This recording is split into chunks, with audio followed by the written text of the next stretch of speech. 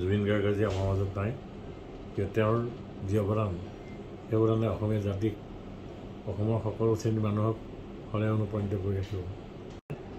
তেওঁৰ এই প্ৰচেষ্টাই সমগ্ৰ অসমখন একতাৰ দৰে বান্ধি ৰখাত সফল হৈছিল আৰু সেই সাংস্কৃতিক দিশত এক বলিষ্ঠ পদক্ষেপ ল'ব পাৰে। বিদেহী আত্মাৰ সদ্গতি কামনা কৰিছোঁ আৰু শোকসন্তপ্ত পৰিয়ালবৰ্গলৈ সমবেদনা জ্ঞাপন কৰিছোঁ। জুবিন গাৰ্গ আজি আমাৰ মাজত নাই কিয় তেওঁৰ যি অৱদান সেই অৱদানে অসমীয়া জাতিক অসমৰ সকলো শ্ৰেণীৰ মানুহক সদায় অনুপ্ৰাণিত কৰি ৰাখিব।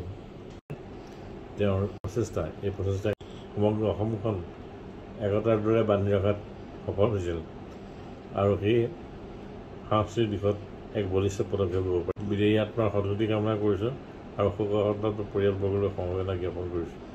জুবিন গাৰ্গ আজি আমাৰ মাজত নাই কিয় তেওঁৰ যি অৱদান সেই অৱদানে অসমীয়া জাতিক অসমৰ সকলো শ্ৰেণীৰ মানুহক সদায় অনুপ্ৰাণিত কৰি ৰাখিব। তেওঁৰ এই প্ৰচেষ্টাই সমগ্ৰ অসমখন একতাৰ দৰে বান্ধি ৰখাত সফল হৈছিল আৰু সেই সাংস্কৃতিক দিশত এক বলিষ্ঠ পদক্ষেপ ল'ব পাৰে। বিদেহী আত্মাৰ সদ্গতি কামনা কৰিছোঁ আৰু শোকসন্তপ্ত পৰিয়ালবৰ্গলৈ সমবেদনা জ্ঞাপন কৰিছোঁ। জুবিন গাৰ্গ আজি আমাৰ মাজত নাই কিয় তেওঁৰ যি অৱদান সেই অৱদানে অসমীয়া জাতিক অসমৰ সকলো শ্ৰেণীৰ মানুহক সদায় অনুপ্ৰাণিত কৰি ৰাখিব। তেওঁৰ এই প্ৰচেষ্টাই সমগ্ৰ অসমখন একতাৰ দৰে বান্ধি ৰখাত সফল হৈছিল আৰু সেই সাংস্কৃতিক দিশত এক বলিষ্ঠ পদক্ষেপ ল'ব পাৰে। বিদেহী আত্মাৰ সদ্গতি কামনা কৰিছোঁ আৰু শোকসন্তপ্ত পৰিয়ালবৰ্গলৈ সমবেদনা জ্ঞাপন কৰিছোঁ। জুবিন গাৰ্গ আজি আমাৰ মাজত নাই কিয় তেওঁৰ যি অৱদান সেই অৱদানে অসমীয়া জাতিক অসমৰ সকলো শ্ৰেণীৰ মানুহক সদায় অনুপ্ৰাণিত কৰি ৰাখিব। তেওঁৰ এই প্ৰচেষ্টাই সমগ্ৰ অসমখন একতাৰ দৰে বান্ধি ৰখাত সফল হৈছিল আৰু সেই সাংস্কৃতিক দিশত এক বলিষ্ঠ পদক্ষেপ ল'ব পাৰে। বিদেহী আত্মাৰ সদ্গতি কামনা কৰিছোঁ আৰু শোকসন্তপ্ত পৰিয়ালবৰ্গলৈ সমবেদনা জ্ঞাপন কৰিছোঁ। জুবিন গাৰ্গ আজি আমাৰ মাজত নাই কিয় তেওঁৰ যি অৱদান সেই অৱদানে অসমীয়া জাতিক অসমৰ সকলো শ্ৰেণীৰ মানুহক সদায় অনুপ্ৰাণিত কৰি ৰাখিব।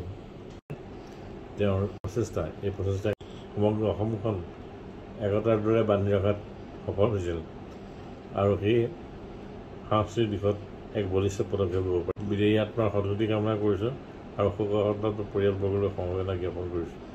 জুবিন গাৰ্গ আজি আমাৰ মাজত নাই কিয় তেওঁৰ যি অৱদান সেই অৱদানে অসমীয়া জাতিক অসমৰ সকলো শ্ৰেণীৰ মানুহক সদায় অনুপ্ৰাণিত কৰি ৰাখিব।